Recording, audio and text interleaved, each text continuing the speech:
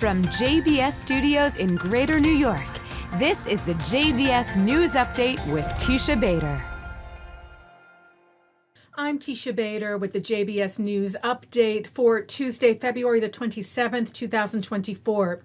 We open on Israel's border with Lebanon, where dozens of rockets were fired at northern Israel today by terror group Hezbollah, including ones that targeted an IDF air traffic control base. The IDF said that damage was detected in the area of the Air Force's air control unit, but it said there is no damage to the facility's competence. The IDF responded to the barrages of rockets attacking terrorist targets of Hezbollah. Intense battles continue in Gaza between Israeli troops and terror group Hamas. The IDF said today that its troops located multiple weapons manufacturing facilities, rocket launchers, operational centers, and systems used by Hamas in combat against troops. The IDF said its troops eliminated a number of terrorists, including some inside a tunnel shaft, and destroyed the shaft, as well as apprehending a number of terrorists who tried to flee under the cover of the civilian population.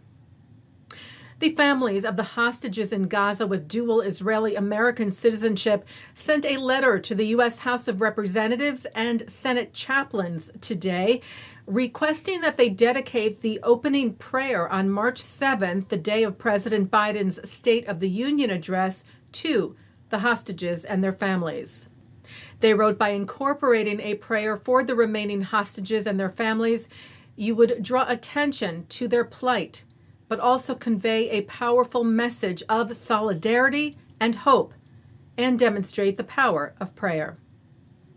President Biden was asked at a press gaggle today about efforts to reach an agreement with Hamas that would see a pause in the fighting in Gaza and the release of hostages, to which he responded, my national security advisor tells me that we're close. We're close. It's not done yet. And my hope is by next Monday we'll have a ceasefire.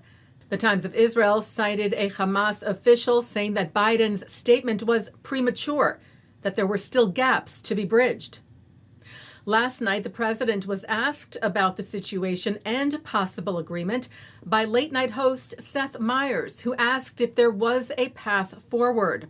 There is a path forward with difficulty, but here's the path forward. Look, first of all, the hostages being held must be released. And if we've got at least a principle agreement, there will be a ceasefire while that takes place.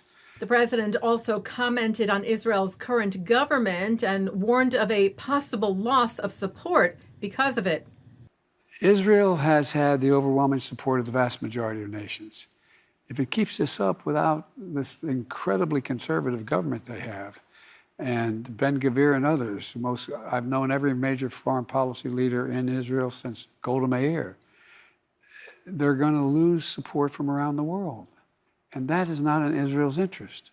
Israeli Prime Minister Benjamin Netanyahu responded to Biden's remarks, saying, since the start of the war, I have been leading a diplomatic campaign to block pressure designed to end the war prematurely and to secure strong support for Israel. We have had considerable success.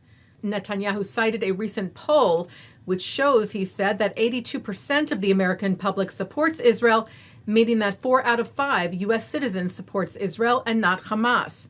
This will help us continue the campaign until total victory. Well, Israelis voted in local elections today, casting ballots for municipal and regional representatives after the elections were delayed twice because of the war in Gaza. Israel's President Isaac Herzog shared photos from he and his wife Michal casting their ballots, calling on citizens of Israel to vote. Herzog also noted that in the various polling stations, you will see booths representing the abductees and the demand and prayer to see them at home soon, asking voters to approach the hostage families to hug them in a show of support and solidarity. Well, what is being called a transformational gift was bestowed upon the Albert Einstein College of Medicine in the Bronx in New York by Jewish philanthropist Dr. Ruth Gottesman. $1 billion, the largest gift made to any medical school in the country, will ensure that no student at Einstein will have to pay tuition again. Gottesman, who is Professor Emerita of Pediatrics at Einstein Medical and chair of the Einstein Board, elated students with the announcement. I'm happy to share with you that starting in August this year, the Albert Einstein College of Medicine will be tuition-free.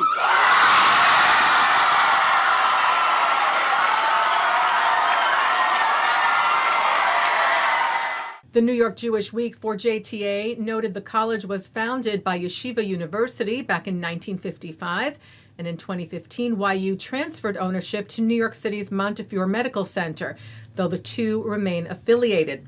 The school said that this transformational gift is intended to attract a talented and diverse pool of individuals who may not otherwise have the means to pursue a medical education.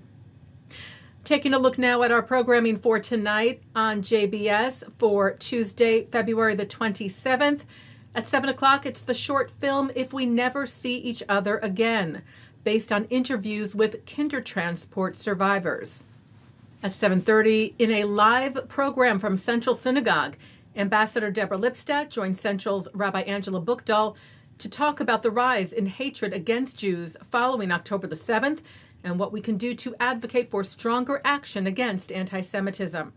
At 8:30, actor David Schwimmer and author Michael Eric Dyson talk about the historically close connection between blacks and Jews at the ADL's Never Is Now Summit. At 9, it's Rachel Robinson on L'chaim. At 10:30, an encore presentation of If We Never See Each Other Again. And coming up next, the ILTV presents Viewpoint with journalist Douglas Murray. And that's the JBS News Update for Tuesday, February the 27th, 2024. I'm Teisha Bader. Am Yisrael Chai.